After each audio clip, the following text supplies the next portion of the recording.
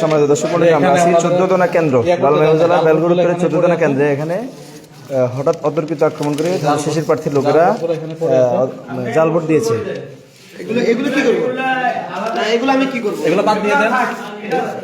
স্বাক্ষর না থাকলে বাদ যাবে না।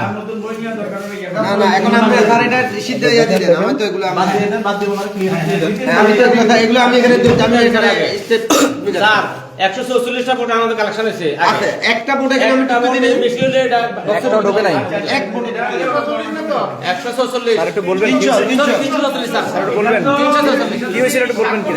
আমরা গন্ডগোলের শুরুতে আমরা দরজা অনেকক্ষণ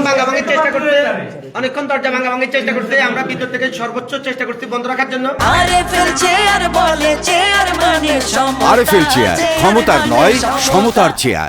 কিন্তু সর্বশেষ দরজার ওই যে হুক খুলে তারা ঢুকে গেছে এবং আমাদের মাথা আঘাত করার চেষ্টা করছে এবং সর্বোচ্চ চেষ্টা করছি এটা শেষ পর্যন্ত 15-20টা ব্লেড পেপার ওনারা সিনে চিল মারতে, কিন্তু ভিতরে ঢুকে আমি দিই এবং আমি ব্লেড বক্সটা আমার নিজ দায়িত্বে রাখছি এবং এখন যেগুলো আছে এভাবে পড়ে আছে।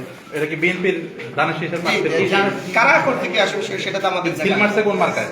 দানের শীষ মার্কা। দানের শীষ মার্কা সিল মারছে। আপনারা কোনো আহত হয়েছেন কেউ? না, আমাদের দিতে চেষ্টা করতে আমরা হাত মানে প্রতিহত করে। এখন আমরা যে অভিযোগ পেয়েছি সেটা হচ্ছে তারা এখান থেকে সিল মেরে ব্যালট বাক্সের মধ্যে ঢুকিয়েছে। ওই জন্য দাড়িপাল্লার প্রতীকের মতো 344টা কাস্ট হয়েছে, আর যদি বাড়তি হয়ে থাকে ঢুকেছে না। এই যে দেখেন আপনাদের আপনি কি এখানকার তারা যখন এসেছিল আপনি কি এখানে ছিলেন? জি, আমি ছিলাম।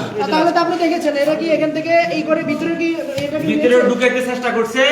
আমাদের বোর্ড কালেকশন যুগ হয়েছে 344টা পর্যন্ত কালেকশন। আপনি কি দেখেছেন এখান থেকে ছিল তারা এখানে সিটছে, এখান থেকে সিটছে ঢুকাইতে পারছে কিনা বলতে পারতাম। আপনি তো ছিলেন, আপনি ভয়ে, আমি তো ভয়ে এখানে কি হবে? এখানে ছিলাম মিথ্যার আমাদের আশ্রয় নেওয়ার দরকার নেই।